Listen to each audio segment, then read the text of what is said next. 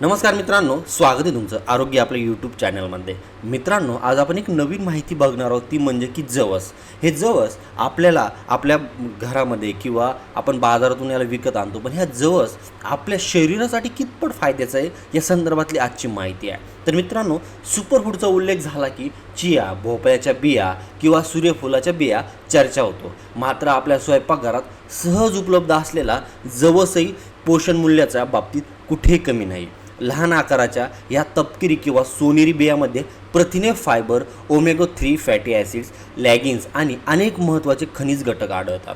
त्यामुळे जवसाच्या नियमित आणि योग्य प्रमाणात आहाराचा समावेश केल्यास आरोग्याला अनेक प्रकारे फायदा होऊ शकतो। तर मित्रांनो, यामध्ये जर की जवसमध्ये भरपूर प्रमाणात फायबर असतं, त्यामुळे पचनक्रिया सुरळीत राहण्यास मदत होते आणि बुद्धिगोष्ठाची समस्या देखील कमी होण्यास हातभार लागू शकतो। जेवणानंतर दीर्घकाळ पोट भरल्यासारखं वाटतं आणि त्या वजन नियंत्रणासाठी प्रयत्न करणाऱ्या व्यक्तींसाठी जवस उपयुक्त ठरू शकतं। पण मित्रांनो, जवसातील ओमेगा 3 फॅटी ॲसिड्स हृदयाच्या आरोग्यासाठी फायदेशीर मानलं जातं। हे घटक शरीरातील दह कमी करण्यास आणि हृदयाचे आरोग्य जपण्यास मदत करू शकतात। पण मित्रांनो, तसंच जवसातील लॅगिन्स हे अँटीॲसिड्स काम करतात, त्यामुळे शरीरातील पेशींना होणाऱ्या हानीपासून संरक्षण मिळण्यास मदत होते। रक्तातील साखरेचं प्रमाण संतुलित ठेवण्यासाठी जवसाचा उपयोग होऊ शकतो।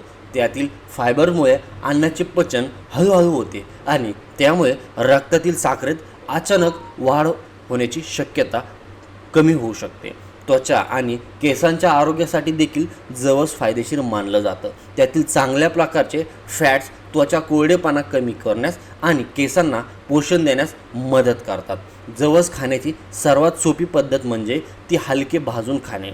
भाजलेल्या जवसाला क्वचित खमक चव येते। अनेक जण भाजलेल्या जवसाची पूड करून ती भाजी, आमटी, दही, ताक किंवा सॅलडवर भरभरून खातात। ही पद्धत अतिशय सोपी आणि उपयुक्त मानली जाते।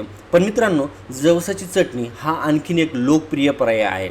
भाजलेलं जवस, लसूण, लाल मिरची आणि थोडे मीठ वापरून तयार केलेली चटणी भाकरी जशी की पोळी किंवा भातासोबत खूप चविष्ट लागते। तसंच समुदी म्हणजे की ओट्स, दालिया किंवा नाश्त्यातील इतर पदार्थांमध्येही जवसाची पूड मिसळता येते। काही जण जवस रात्री पाण्यात भिजून सकाळी पदार्थासोबत खातात। तसंच घरच्या घरी बनवलेल्या लाडू, थालीपीठ, पराठे किंवा बेकरी पदार्थांमध्येही जवसाचा वापर करताना येतो, त्यामुळे रोजच्या आहारात त्याचा समावेश करणे अधिक सोपं होतं। मात्र जवस खाताना एक गोष्ट लक्षात ठेवणे महत्त्वाचं आहे, ती म्हणजे की संपूर्ण जवस खाल्ल्यास ते अनेकदा न पचतात शरीरातून बाहेर पडू शकते। त्यामुळे जवस भाजून त्याची पूड करून किंवा नीट चावून खाल्ल्यास त्यातील पोषक घटकाचा अधिक फायदा मिळू शकतो। तसंच कोणताही पदार्थ प्रमाणात खाणे महत्त्वाचं असल्याने जवसही अतिरिक्त खाण्याचं टाळावा। तर मंडळी, ही होती जवस संदर्भातली छोटीशी माहिती कशी वाटली कमेंट करून नक्की कळवा। धन्यवाद।